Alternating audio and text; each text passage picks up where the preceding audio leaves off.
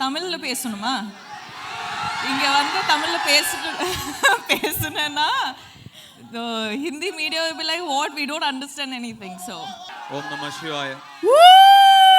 எல்லாருக்கும் வணக்கம்.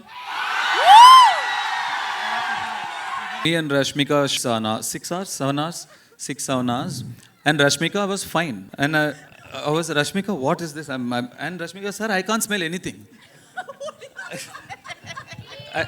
I still don't know.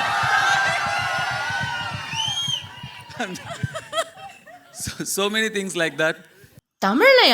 தமிழ்ல பேசினா உங்க யாருக்கும் புரியாதே. ராஷ்மிகாவை இப்ப ரீசெண்டா நடந்து முடிஞ்சிருக்க குபேரா திரைப்படத்துடைய ப்ரீ ரிலீஸ் ஈவென்ட்ல அங்க இருந்த எல்லாரும் தமிழ்ல பேச சொல்லும் பொழுது, தமிழ்ல பேசினா உங்க யாருக்கும் எதுவும் புரியாதுன்னு சொல்லிருக்காங்க. அதே ப்ரீ ரிலீஸ் ஈவென்ட்ல தனுஷ் அவர்கள் தமிழ்ல பேசி ஸ்டார்ட் பண்ணிருக்காரு. இது ராஷ்மிகாக்கு அவர் கொடுத்த நோஸ் கட்னு இப்ப பலரும் சொல்லிட்டு வந்துட்டு இருக்காங்க.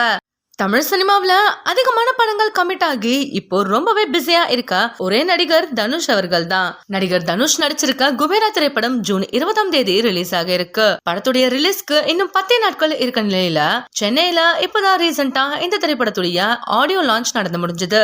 இதை தொடர்ந்து இந்த திரைப்படத்துடைய 3rd சிங்கிள் ரிலீஸ்க்கான ஈவெண்ட்டையுமே மும்பைல நடத்திருக்காங்க. தனுஷ் அவர்கள் இந்த திரைப்படத்தை பத்தி பேசும்பொழுது என்ன சொல்லிருக்காருன்னா, இந்த படத்துக்காக நான் வெயில்ல காஞ்சேன், கடுமையா ஹார்ட் ஒர்க் பண்ண, ஹோம் ஒர்க் பண்ண சொன்னா அது எல்லாமே போய் நான் என்னுடைய டைரக்டர் சொல்றதை கேட்டுதான் இந்த திரைப்படத்துல நடிச்சிருக்கேன்னு சொல்லிருக்காரு.